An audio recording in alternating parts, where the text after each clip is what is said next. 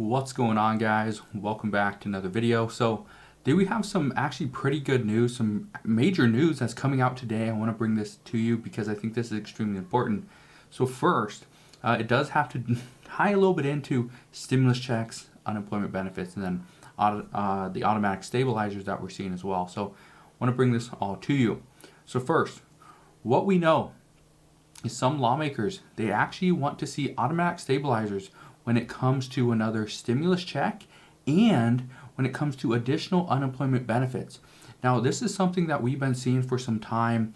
This was first kind of introduced when the Problem Solvers Caucus mentioned this back in September. Was they wanted to introduce automatic stabilizers so that if the economy were to worsen, we could get an additional stimulus check. If it were to get better, then the unemployment benefits, instead of $300, or I think it was like $450 at that time, it would have actually dropped down a little bit, I think, for every percentage point that we came down on the unemployment benefits. And there would have been a bunch of different automatic stabilizers in the bill.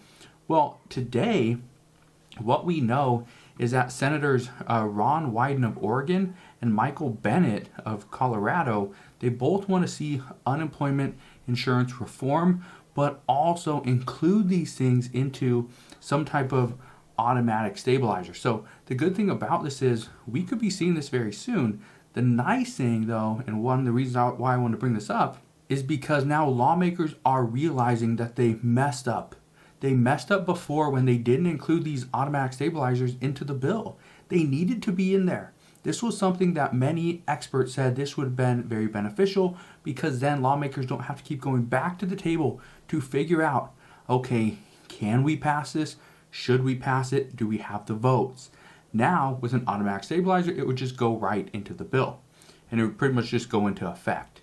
So, the big news out today, okay? Here's what we know.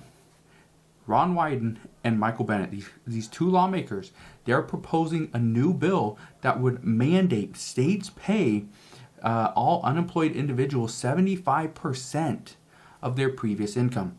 This is big because as of right now, some states are paying around 50%.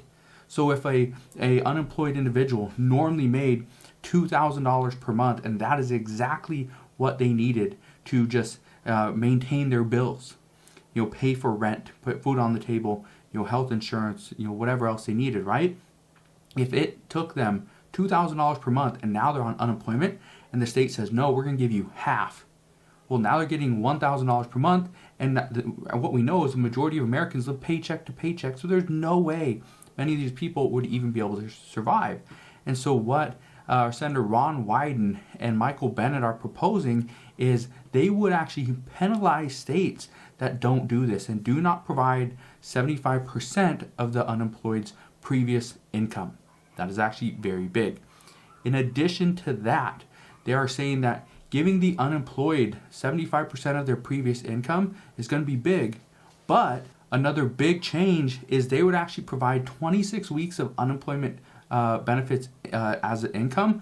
But one of the things that they would do is they would actually try to do an unemployment insurance reform that would change how fast people are getting checks. Because one of the things I mentioned multiple times here on this channel is that too many people are having to wait weeks, if not months, to get their unemployment benefits. Some people were even reported, mainstream media were saying that there were people out there that were waiting 6 to 8 months to receive their first unemployment check, and that is unacceptable. So, here's the other good thing.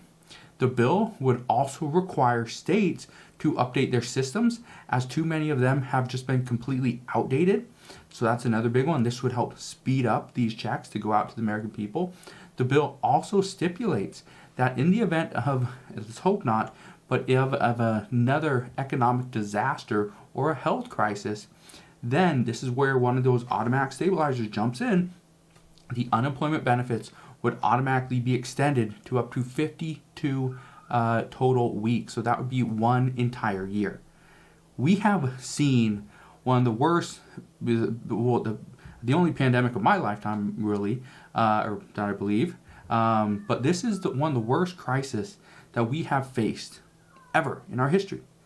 And the problem right now is people are still on unemployment, but the problem is once unemployment runs out, then what happens? This is where lawmakers are currently looking at the future and saying, hey, we need to address this now. We cannot wait until this crisis gets worse or we kind of revisit the past crisis that we've been through. We need to figure this out now, fix it, and then we can provide for the American people. But what could really get this going? Well, here's what I want you to understand. What we are seeing is that right now, some lawmakers, they want to really push for additional benefits. They want to see there's more things out there for the American people. However, they want to ensure that the federal government is not on the hook for all these different things.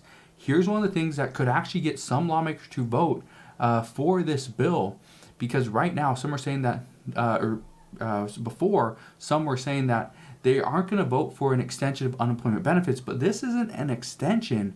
This is more of an unemployment benefits reform, so it's going to fix the current system that we have, not really extend the benefits any longer past September 6th. But what could get some lawmakers to vote against this bill is that the federal government is not going to be on the hook for this. This is actually coming from the states. This would be up to the states themselves, and some say this would actually be detrimental because every state is going to be different. But this is where these lawmakers, this is where Ron Wyden and Michael Bennet want to step up and say, no, we are not going to give you full reign to go and change things as you wish. You need to pass this bill. This is what we want to implement, and you need to either do it or you will be penalized. So we will see. Michael Bennet did have this to say about the states that were left up to their own devices to make changes, and this was back in 2008 when the federal government pretty much gave the states the opportunity to update their systems. Well, they didn't do that. So we've been through two crises since then, the pandemic and the financial crisis of 2008 and 2009, and some states still haven't even done this. Colorado has. Just recently, Colorado updated their system, and so far, it's actually paying off in a big way.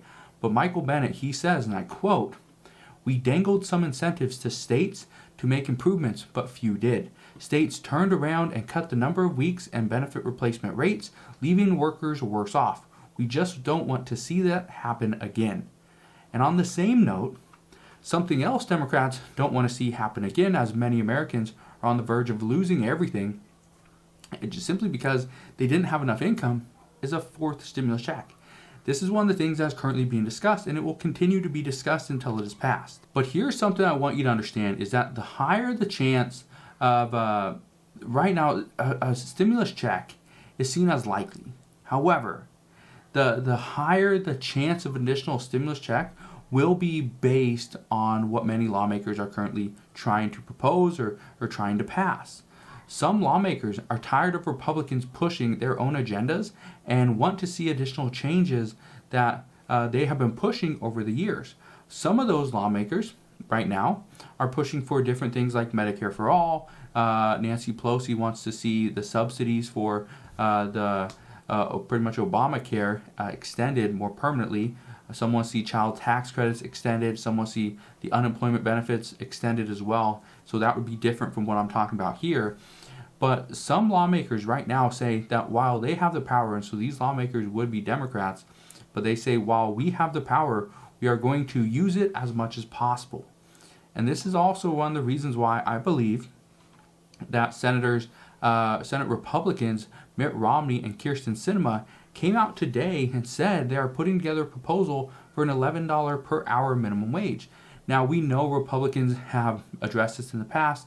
Senate Republican Lindsey Graham, actually in 2017, he proposed a bill for $10.10 per hour for a minimum wage provision or increase. However, obviously that didn't pass. The good news right now is that we know Republicans would support something around the $10 range. $11 is actually fairly close, but Republicans will not go as high as $15 per hour. We've already heard multiple reports, and multiple Republicans come out and just say they absolutely oppose that. The good news, though, is that right now, Republicans are actually putting the foot forward and pushing this proposal out themselves. And this is a good sign, being that Republicans don't have any power at this point. What we could see is that if Republicans try to get something like this through, The good news is that it shows Democrats they're willing to negotiate. And if Republicans are willing to negotiate on the minimum wage provision, then we could see Democrats come back and say, okay, well, you gave us this.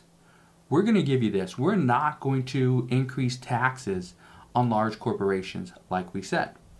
But then it comes back to, okay, well, how do we pay for this $2.25 trillion infrastructure bill? And that's where the question really lies. That's where everything stops.